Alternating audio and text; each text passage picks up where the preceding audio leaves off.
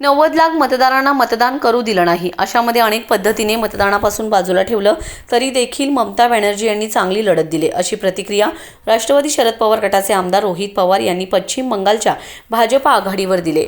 तसेच पश्चिम बंगाल, केरळ, तामिळनाडू या ठिकाणी अनेक प्रश्नापासून तेच लोक सत्तेत आहेत. तिथे सत्ताधाऱ्यांच्या विरोधात कुठेतरी वातावरण निर्माण झालं आणि केंद्रात आणि महाराष्ट्रात भाजपा सत्तेत आहे.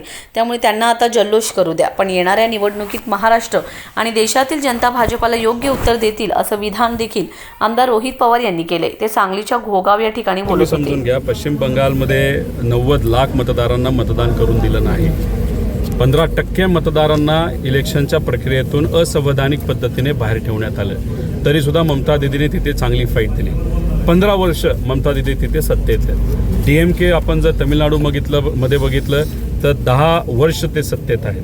केरळामध्ये आपण बघितलं लेफ्ट हे करीबन 15 वर्ष ते सत्तेत आहेत. आणि मग कुठं ना कुठंतरी हे सगळ्या राज्यांचे इलेक्शन बघितलं, जे लोक सत्तेत आहेत त्यांच्या विरोधात एक कुठंतरी वातावरण तिथं आहे. आता केंद्रात सत्तेत कोण आहेत? भाजप.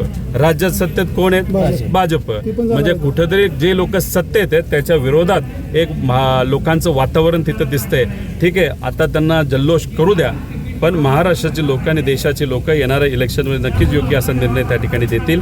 पण 90 लाख मतदार काढून सुद्धा ममता दीदींनी ज्या पद्धतीने फाईट दिली त्यांना खऱ्या अर्थाने आपण मानलं पाहिजे.